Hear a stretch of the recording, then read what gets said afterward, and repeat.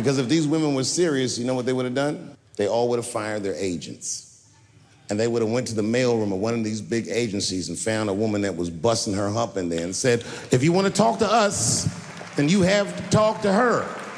And if they did that, then she would be big and they would be big and nobody would get fed to Harvey Weinstein. But did they do that?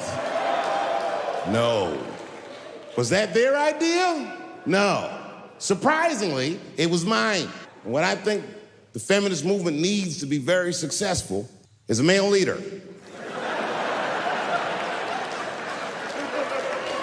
I'll do it. I will. I will lead you women to the promised land. I will make sure you get equal pay for equal work. I will make sure that nobody harasses you or fucks with you on the job. I will protect all of your interests and all that I ask for in return. Is that you suck my dick? I'd be scared to call 911 for anything, even if it's like a fire or anything, because they tape those phone calls.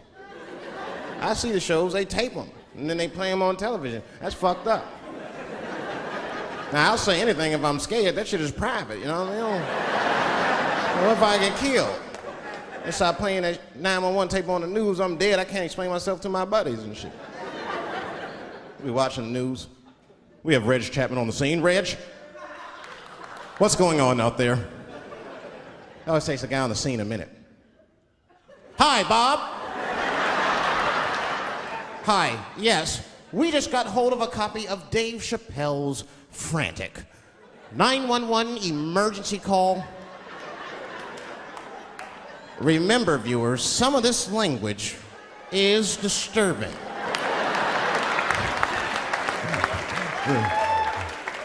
Hello, emergency. Help! Help, motherfucker, they're coming to get me! Just calm down, sir. Where are you? Oh, I shit on myself. I can't stop crying. They play that shit 30, 40 times a day. All my buddies will be at my funeral looking at me. You know Dave shit on himself right before I saw it on the news. Died crying like a bitch.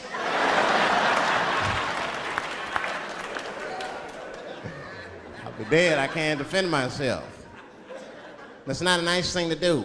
That's not a nice thing to do. I mean, it's a 911 tape. How they expect you to sound? Of course you're gonna be scared. It's an emergency. There's nobody calls 911 cool and relaxed. That shit would sound ridiculous. Hello, emergency. Hi. Hey, 911, how are you? Yeah. Look, there's a group of hooded white men gathering outside of my house, and it looks like they mean business. Get out here, nigger! I gotta go. You guys try and hurry. She says, my daughter is coming home for the holidays. Oh, that's great news. I'm glad you're not going to be alone. And then she goes on and on about how great her daughter is. I guess her daughter got a new agent, and she's out in Hollywood. She's in movies and on television and all this stuff. And as she's telling me this, I'm thinking, this woman is so sweet. She probably doesn't even know who I am or what I do for a living. Because I know what your daughter's out in Hollywood doing.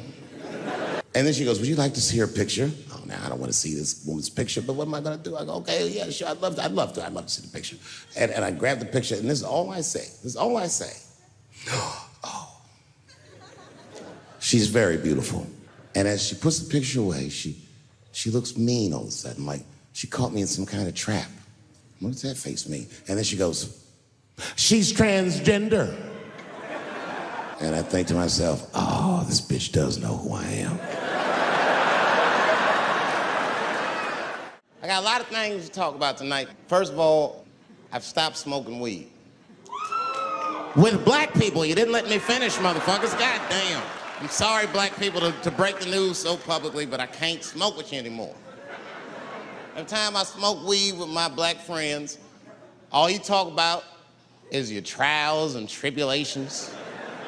I'm sick of that shit. I got my own problems. That's a waste of weed. I'm smoking weed to run away from my problems, not take on yours. From now on, I smoke weed exclusively with white people. Calm down, motherfuckers. You win by default. You got good weed conversation. All white people talk about when they get high is other times that they got high. I can listen to that shit all night. Dude, remember at Frank's last week? It's fucking smashed, man. And catalogs everything they drink. 2 shots of Jaeger, tequila, 4 bong hits, man, beer, cheeseburger. That shit is great. Only bad part is you cannot pass out around white people. Every time white dudes pass out around each other, they always do some borderline gay shit when the guys are sleeping. Frank fell asleep, so he like stuck a carrot in his ass and put shaving cream on his balls. Like, why, motherfucker? Why would you do that to a friend of yours? He trusted you enough to sleep around you. You gonna put a carrot in his ass? Is that nice? I tell you right now, if I put a carrot in a black dude's ass, a nigga will kill you when he wakes up for some shit like that. That is an automatic death sentence on the street. It's a rap for you. I'm gonna kill that motherfucker. I thought y'all was friends, baby. What happened? I fell asleep at his house, right? We was drinking, and I fell asleep at his house, and while I was sleeping, right? I'm just gonna kill that motherfucker, all right? That's all you need to know. And fuck carrots. But I wasn't saying anything like Caitlyn Jenner's a bad person. I'm not mad at her for doing it. Not even mad at Sports Illustrated. If I'm mad at somebody, I'm probably just mad at myself. You understand? Because deep down, I know that I am not strong enough to not look at those pictures. And I don't think I'm ready to see what she's trying to show me. So Caitlyn, goddamn it, if you go through with this thing, bitch, you better go hard or go home. I want you to go all the way. Hustler style. Do you know what hustler style means, miss? That means spread the lips.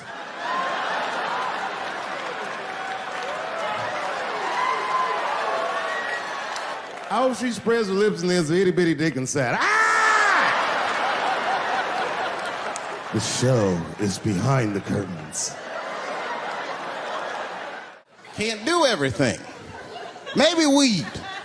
If you're gonna do something, do a little weed. Smoke weed. Weed's not as bad as everything else. Weed is a background substance. You know what I mean? You can smoke some herb and still function. And you ain't crisp, but you'll function. Nothing higher than weed, though.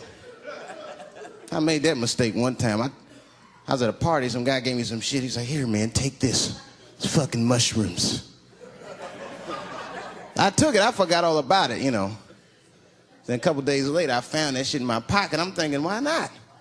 Because I'm thinking it's like weed, some background shit. I planned my whole day out like it was weed. I'll chew this shit up, then I'll go to the barber shop, get my hair cut, and then I'll see a movie.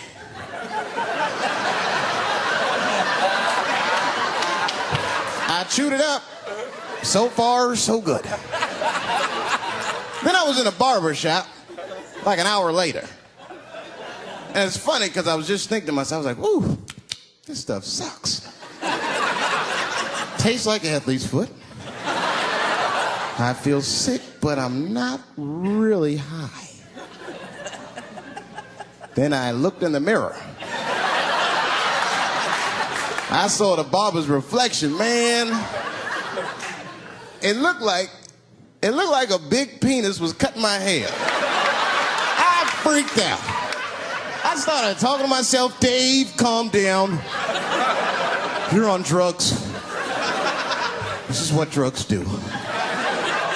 Okay, you know that there is no way that a penis can cut hair. But I started freaking out, man. I just couldn't take it anymore. I jumped out the chair, half my hair was cut, I didn't care. I didn't, I just gave a barber a handful of money. It was weird, the balls opened up. Anyway, I I ran home, man. I ran home as fast as I could. Tripping. I looked at the clock, it was 2:42. I was like, damn, 2:42. I gotta sober up. I had never been this high this early. I took a shower. I was still high. I said, maybe music will do the trick. I listened to every CD I had. I was still high. Exercise, that's what I'll do. I ran around the block 4 times, still high. Took a nap, woke up, fucked up. I looked at the clock, it was 2:43. I said, God damn. Come a little closer. Don't make me go too far. Don't stop until it's over. I'll show you all of my scars. Years ago, I made a mistake. I didn't even know I had done anything wrong. I had written a sketch that had the word faggot in it. So she sits me down, we have a nice conversation. She tells me, oh, the sketches are great. I go, oh, fantastic. Well, then why am I here?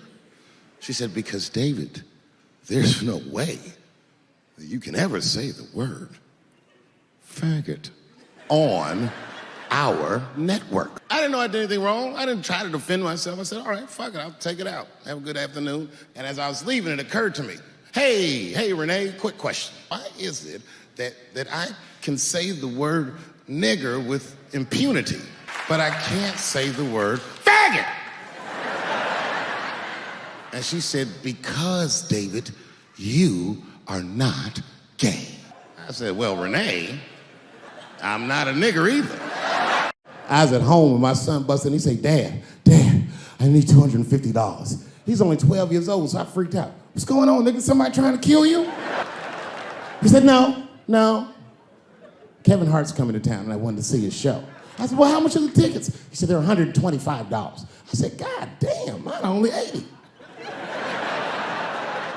I said, well, why do you need $250 then? He goes, because I want to go with you, Dad, please. And there it is. So I took him to the show. Kevin takes the stage. Crowd goes fucking nuts. Thousands of people. I was furious. The longer the show went on, the madder I got. Because his show was fucking outstanding. It was maddening. These people were fucking holding their stomachs. My son was slapping his knee. I'm like, yeah, nigga, I do this too. I turned on Sesame Street. I said, oh, Sesame Street. This is much better because now he'll learn how to count and spell. But now I'm watching it as an adult and I realize Sesame Street teaches kids other things. It teaches kids how to judge people and label people. That's right. They got a character on there named Oscar. They treat this guy like shit the entire show. They judge him right in his face. Oscar, you are so mean. Isn't it, kids? Yeah, Oscar. Yo, let me tell you about a story so true. We're showing me style and it's all so cool. It's about a garment torn and frayed, getting this threads, the story conveyed. Walking down the streets with holes in my teeth. These ripped things here, part of me you see. It ain't about the brand or the label it holds. It's about the journey, the stories it unfolds. In these ragged clothes I find my voice. A testament to resilience, my choice. From the streets to the stage I rock my style. In my tattered shirt I walk that mile.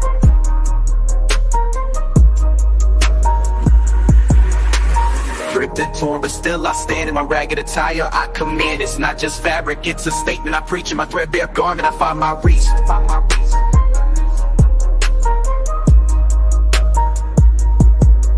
From the barrio to the bar, I make my mark. In my worn out jeans, I leave a spark. They may call it rags, but I call it art. In every stitch and tear, I play my part. It's the struggle of the streets, the hustle so real. In my tattered jacket, I seal the deal. A symbol of defiance against the status quo. My passion of pants, I let it show. It's not about the riches or the wealth I lack. In my faded hoodie, I stay on track. It's the heart of the hustle, the grind each day. In my worn out kicks, I find my way. Ripped and torn, but still I stand.